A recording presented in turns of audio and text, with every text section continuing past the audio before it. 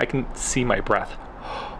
Hi everybody, my name is Warren and welcome back to Work with Warren, a place where we are creating a beautiful life on a budget with thrift, hustle, and DIY. If you're anything like me, you have a bunch of projects that are on the to-do list and that just take forever to get to. I am trying to plow through as many of those as possible so that I can empty out my garage as well as my storage unit. So today I am refinishing a credenza that is going to go in my husband's office.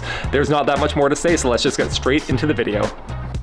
This is the credenza that I'm going to be working with today. It is a blank canvas, and apart from needing a repair on the bottom corner here, it's in fairly good condition and the prep work should be straightforward apart from that repair. This is actually the fourth time I've done this exact credenza. The first time I just did it in a plain black. I added some legs and some wooden handles. The second time I did this fluted look, which we kept in our place for a couple of years. And the third time I did the same fluted look. This time I was just doing it for sale. I added these wooden legs. It sold really quickly and I made a nice profit. But this time I wanted to do something a little bit different, a little psychedelic inspired, but still sticking with the black and white motif that I love. So I started by cleaning it down with some Eco TSP, diluted in water, and removing the handles.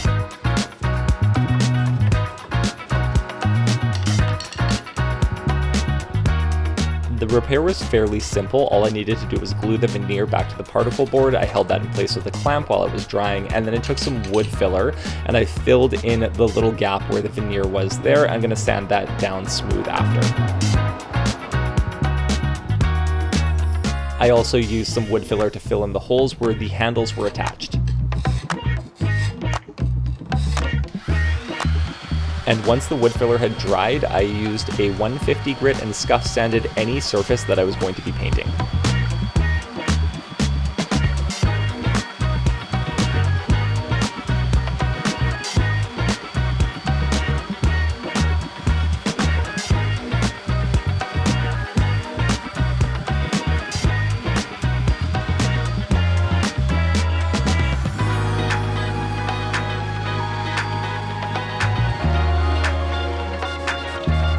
Any areas that were too hard to reach with my orbital sander, I just sanded by hand, and then I dusted everything off and wiped off the rest of the dust with a damp rag.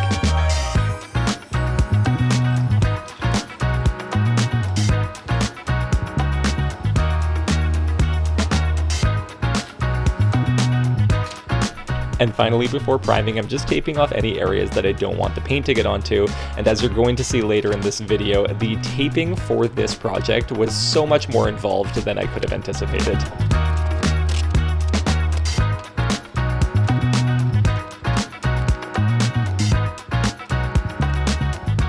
I'm priming using Bullseye 123. This is my go-to primer. I don't know if there's any specific reason other than it works well. It's water-based, it doesn't stink, it has great adhesion. I've never had any issues with it, so I always keep coming back to it.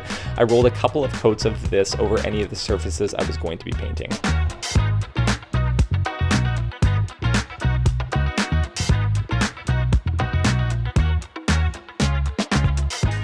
I had some red oak left over from previous projects, so I cut a couple of pieces of that down to the length that I thought I wanted to use for the handles.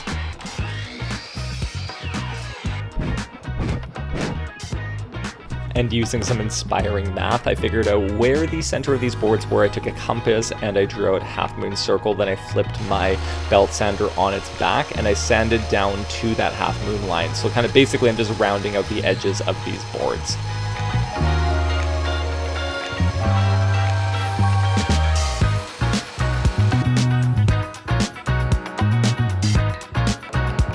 Because I wanted these handles to have a smooth finish, I took my router with a round over bit and I routed both edges of both pieces of oak. Fun fact about routing, because I've had problems with this before and I'm just figuring this out as I go, if you want to know which direction to move the router, take the index finger from your right hand, place it along the edge that you want to route, and the direction that your finger is pointing is the direction that you move the router. You're welcome.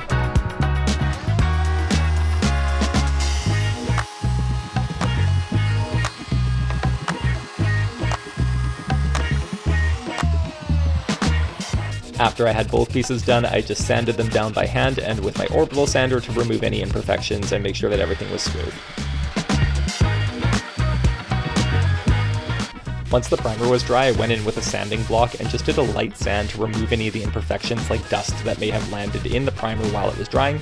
And for paint, I'm using this Valspar cabinetry paint. It's an oil-enriched paint. I'm really loving this recently. I don't remember the exact color, but it was a very stark white.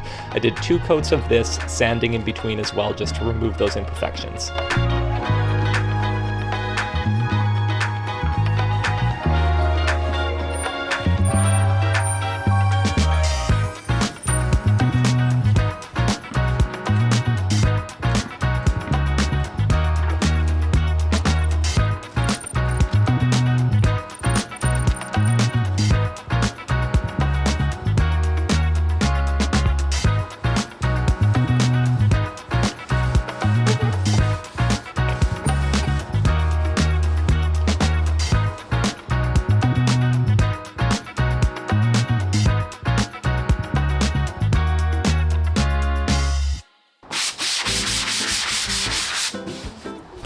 Okay, so just a couple of notes about the Valspar cabinetry paint. First of all, super impressed with the finish. It's very velvety for a satin in a high traffic type paint. So I've used the Sherwin-Williams enamel that has the built-in top coat, and it is a fantastic paint. But both that, and I think Benjamin Moore Advanced is like their version of it, both of those great paints, very durable, but the satin comes off very shiny. This has a very velvety finish, absolutely love it. The problem with this is that it claims that you only need 2 coats and that you don't need a primer, which is such BS. The coverage is not great on this. So even on this Credenza, this one, where I put 2 coats of a white primer, I've already done 2 coats of this and I for sure need a 3rd coat. So that's just something to keep in mind, but the finish on this is the nicest high traffic finish for a satin. It's like the lowest sheen satin that you can find, that I found at least. Let me know in the comments if you found a better paint that has satin finish, high traffic, like an enamel type paint, but that does not have a high sheen, because I'm interested in trying some other ones like this. Going into this, I had the idea of what I wanted to do. I wanted this repeating, expanding pattern that was going to start in the center of the piece and it was going to wrap around the sides and up the top. Wasn't quite sure how I was going to accomplish doing this, so I kind of put off thinking about it until I actually had to, and I decided that doing a cross section of the midpoints of the sides and the top and the bottom were probably, that's probably the best way to start. So I did that first, and then I cut a square of painter's tape and I placed each corner on one of those lines that I had just drawn. I was very careful to make sure that this was exactly in the right place that I needed it to be, because I knew that all of the other pieces were going to be using this as a starting point, so I wanted to make sure that this was as perfect as possible. So then I started taking more painter's tape, cutting that down and placing it along the edges of the square that I had placed, and using the lines that I had drawn as a guide for where each piece was going to stop, I created more squares going outwards, expanding outwards. I guess they're diamonds if they're in this shape. And using the tape as a spacing guide, I just continued to do that outward and outward.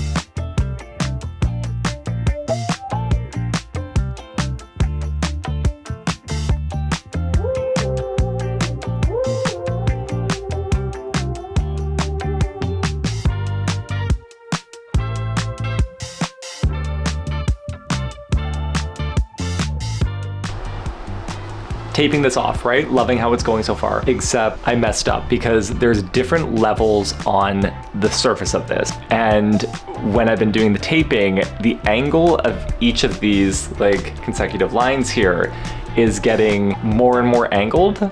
And then by the time that I try and do it up here, it's really getting messed up. I feel like I need to take all of this off and start again. I think that the center diamonds are good, but I think from here onward, I think I actually just need to redo this to make sure that the angle is perfect, because it's starting to get super wonky along here and I can't actually have it be that wonky. It actually needs to look like a continuous line. So this would have been made way easier if there weren't, I don't know if you can see here, but there's different levels. It goes up and down.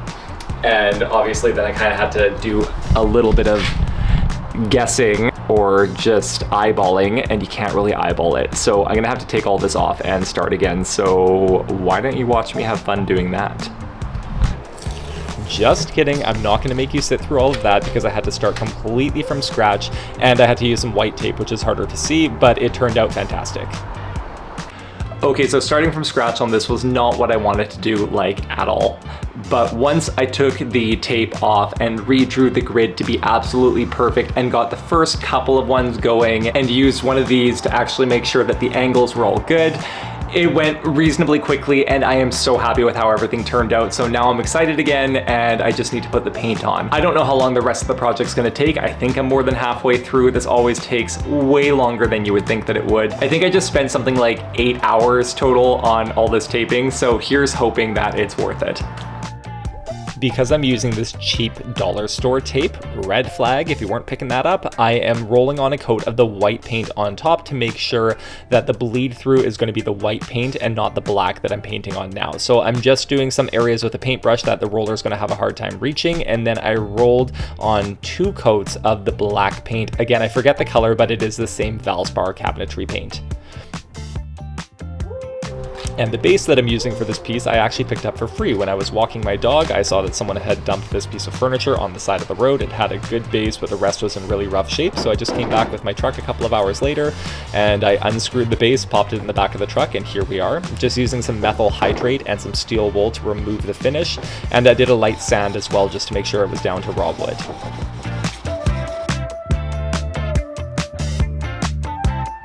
And while removing tape is normally the most satisfying part of any project, this one didn't quite go as planned.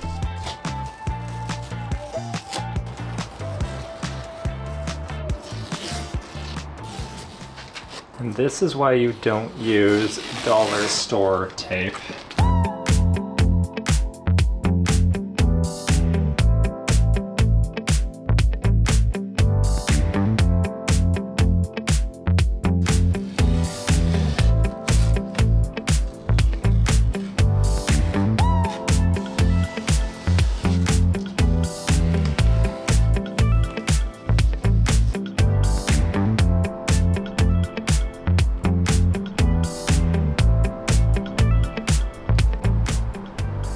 Okay, so this actually looks pretty good when you're looking at it like this.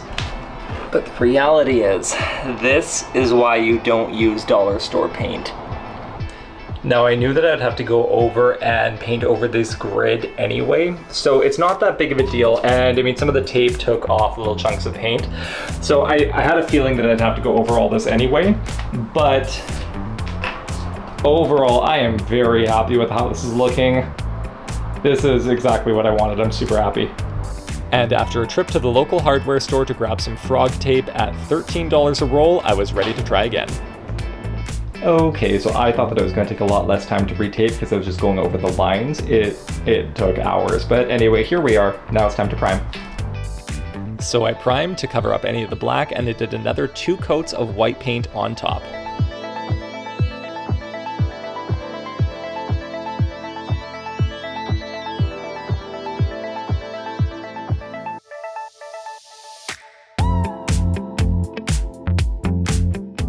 And this time, the reveal was a lot more satisfying.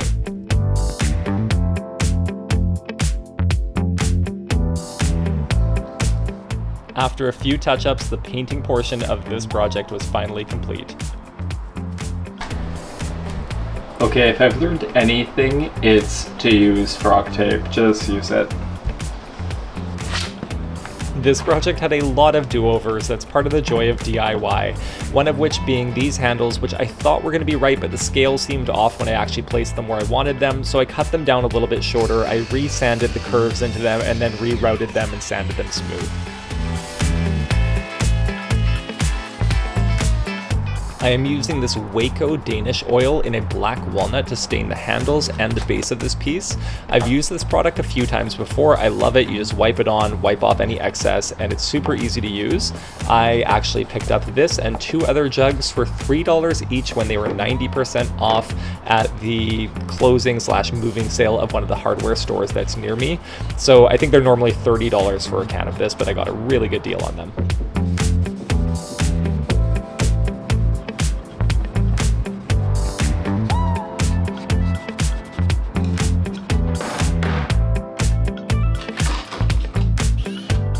Then I just removed the old base and attached the new base in its place, which was super easy to do.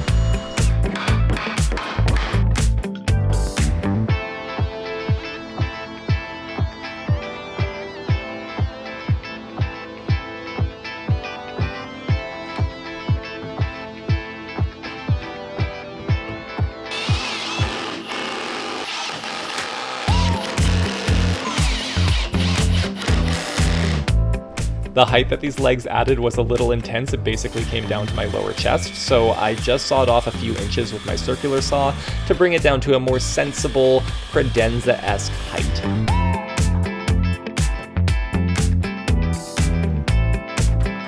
And lastly, I'm just attaching the handles to the doors. I drilled some pilot holes through the doors and into the handles, and then I just used wood screws to attach them.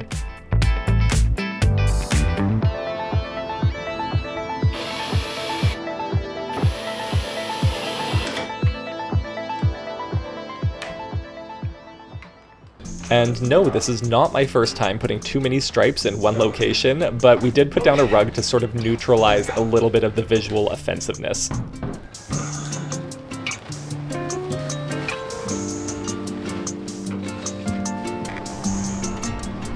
Just to remind you, here is what the piece looked like before I started working on it, and here is what it looks like now.